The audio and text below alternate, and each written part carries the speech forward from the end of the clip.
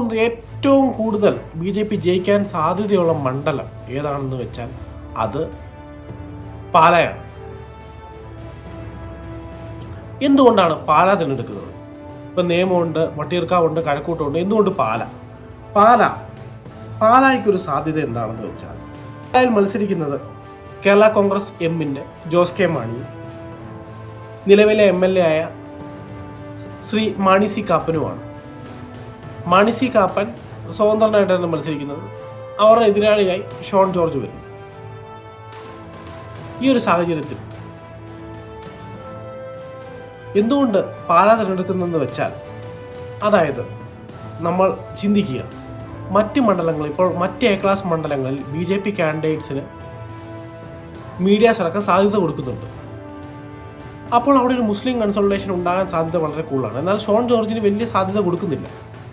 മാത്രവുമല്ല, പാല അസംബ്ലിയിൽ മാണി സി കാപ്പനേക്കാളും അല്ലെങ്കിൽ ജോസ് കെ മാണിയേക്കാളും ജനപിന്തുണ അത് ഷോൺ ജോർജിനാണ്. പനക്കപ്പാലം മുതൽ, ഈരാറ്റുപേട്ടയ്ക്ക് ശേഷമുള്ള പനക്കപ്പാലം മുതലാണ് ഈ മണ്ഡലം ആരംഭിക്കുന്നത്. അപ്പം മുസ്ലിം ഭൂരിപക്ഷ മേഖലയായ ഈരാറ്റുപേട്ട പൂഞ്ഞാർ മണ്ഡലത്തിലാണ് പോകുന്നത്. അപ്പം മുസ്ലിം വോട്ട് വളരെ കുറവാണ് പാലായി. അതുകൊണ്ടാണ് ഞാൻ പാല കൂടുതൽ സാധ്യത കൊടുക്കുന്നത്. പാല നമ്മൾ നോക്കുകയാണെങ്കിൽ പാലായിൽ KM മാണി മാത്രമായിരുന്നു 2016 വരെ വിജയിച്ചിരുന്നത്. 2011 KM മാണിയെ വിറപ്പിച്ചുകൊണ്ട് മാണി സി കാപ്പൻ ഏകദേശം 55,000-ഓളം വോട്ട് പിടിച്ചു. 56,000. KM മാണിക്ക് 61,000 വോട്ടായിരുന്നു.